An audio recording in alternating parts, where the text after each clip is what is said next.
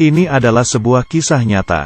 Di tahun 2006, 6 orang perampok, hanya menggunakan 4 pistol mainan, dengan mudahnya berhasil merampok dari Bank Rio de Janeiro. Uang sebesar 25 juta US dollar. Yang lebih mengagetkan lagi adalah, dalang dari perampokan terbesar di dunia ini, ialah penulis skenario dari film ini sendiri. Cara yang mereka gunakan untuk merampok bank, serta trik mereka untuk melarikan diri membuat orang terkagum-kagum. Karena perampok-perampok lain pasti memikirkan cara untuk melarikan diri. Sedangkan mereka, malah memikirkan bagaimana caranya untuk tertangkap.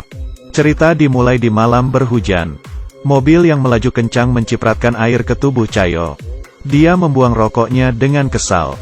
Tanpa diduga, puntung rokoknya terbawa oleh air hujan. Maju terus ke depan, masuk ke dalam penutup lubang gat. Begitu mengangkat kepala, Bank Rio de Janeiro berdiri di depannya. Dia mengikuti arah aliran air, terus sampai ke pinggiran kota. Dan benar saja, di bawah sebuah jembatan, dia menemukan pintu keluar yang menghubungkan semua gat di kota. Tiba-tiba sebuah ide gila muncul di benak Chayo. Dia ingin merampok bank tersebut. Jadi dia pergi mencari teman baiknya yang adalah seorang insinyur, Tuan Jenggot, dan Malino, pencuri profesional. Mereka bertiga datang ke penutup lubang gat yang berada di depan bank. Memasukkan pita pengukur ke dalam penutup lubang gat. Kemudian masuk ke dalam pintu keluar gat. Di pinggiran kota yang ditemukan oleh Chayo, menemukan pita pengukurnya. Jaraknya hanya 18 meter dari permukaan tanah bank.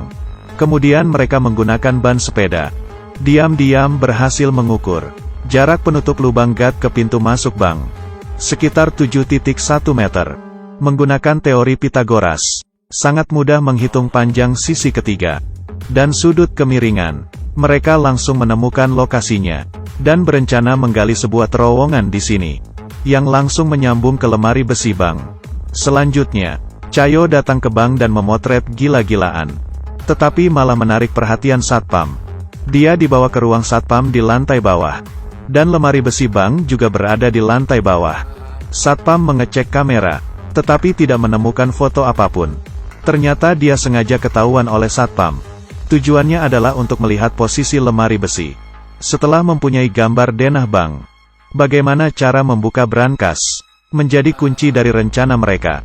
Setidaknya diperlukan 1 menit dengan pistol las untuk membuka 1 brankas. Jika mau membuka semua 400 brankas, butuh 7 jam. Sangat tidak mungkin. Malino langsung pergi ke cabang lain, menyewa sebuah brankas, kemudian mencatat model gemboknya N untuk diteliti. Terowongan sudah hampir selesai digali. Tetapi mereka masih belum menemukan cara menghindari alarm keamanan. Aksi mereka menemui jalan buntu untuk sementara. Di hari ini, Chayo pergi menemui Malino lagi. Karena dia menemukan sebuah ide cemerlang. Langsung merampok bank. Polisi 2 menit kemudian tiba di tempat kejadian. Menggali terowongan sembunyi-sembunyi. Alarm setiap menit bisa berbunyi. Tetapi jika sembari merampok bank, sembari menggali terowongan, polisi tidak akan berkutik.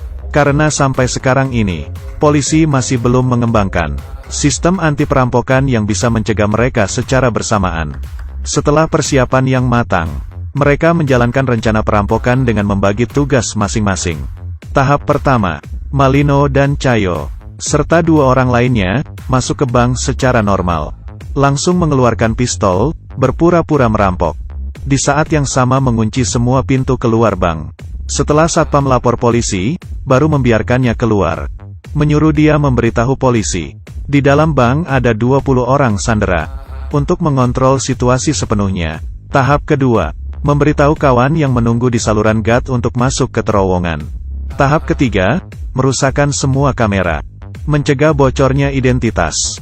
Di saat yang sama, salah satu kawanan memecahkan tembok yang sudah direncanakan dengan palu. Kedua grup berhasil bergabung. Selanjutnya adalah tahap terpenting di dalam rencana mereka. Membuka brankas. Tuan Jenggot memamerkan alat pembuka kunci ajaib buatannya sendiri. Sebuah meriam. Sebenarnya adalah sebuah mesin hidrolik portabel. Membuka 1 kunci hanya butuh 7 detik. Kemudian, mereka seperti membuka kotak mainan. Merusak brankas gila-gilaan. Di saat yang sama, polisi sudah mengepung bank. Malino juga menerima telepon negosiasi dari kepala polisi. Dan hal ini pun sudah diperhitungkan mereka.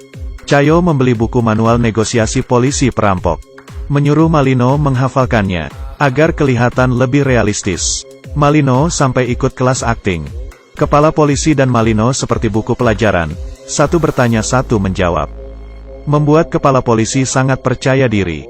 Karena kepala polisi juga tidak menyangka, tujuan sesungguhnya mereka merampok bank. Hanya untuk menunda waktu. Di saat yang sama, telepon genggam seorang nenek sandraan berbunyi.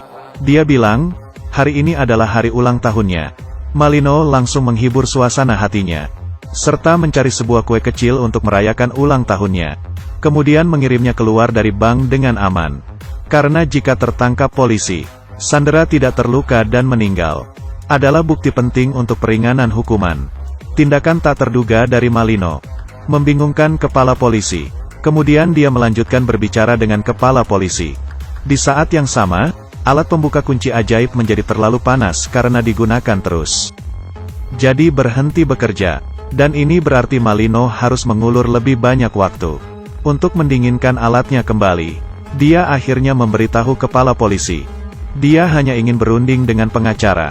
Di saat yang sama, memberinya nomor telepon salah satu sandera. Tidak lama kemudian, telepon sandera berbunyi. Malino memasukkan lollipop ke mulutnya, berpura-pura menjadi pengacara. Satu orang memainkan dua peran. Mempermainkan kepala polisi habis-habisan. Dan alat pembuka kunci ajaib mulai bekerja kembali. Tidak lama kemudian, jam tangan semua orang bunyi di saat yang bersamaan. Sudah waktunya mereka mundur. Tanpa keraguan sedikit pun, Cayo langsung mengirimkan perintah terakhir. Berkumpul kemudian mundur. Malino mengeluarkan telepon genggam. Menelepon kepala polisi untuk terakhir kalinya. Meminta dikirimkan 5 pizza ke dalam. Kemudian mereka memasukkan sekantong-kantong uang dan emas ke dalam terowongan. Emas dan perak yang tak terhitung jumlahnya meluncur ke saluran gas melalui terowongan. Dan di sini sudah disiapkan 2 perahu angin. Cayo mengeluarkan sebuah kain merah. Kemudian menyusun rapi senjata mereka. Karena yang mereka gunakan semuanya adalah pistol mainan.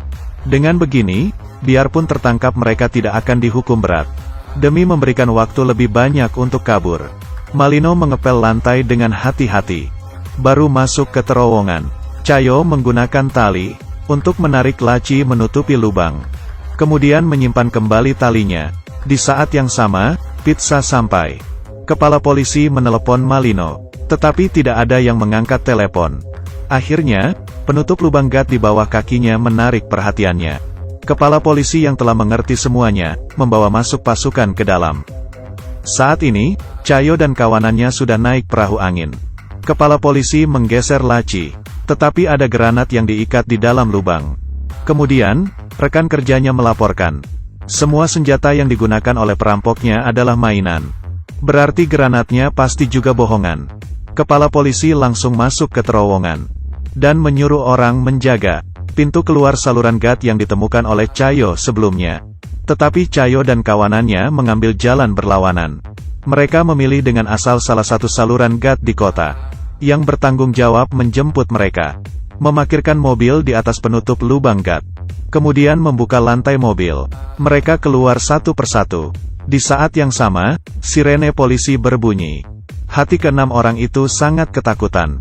Dengan makin mendekatnya suara sirene, sebuah mobil polisi lewat.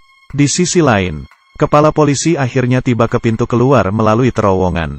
Tetapi tidak menemukan apa-apa. Kemudian, 6 orang perampok melihat uang yang tidak akan habis sampai beberapa keturunan. Tidak bisa menahan diri bertepuk tangan.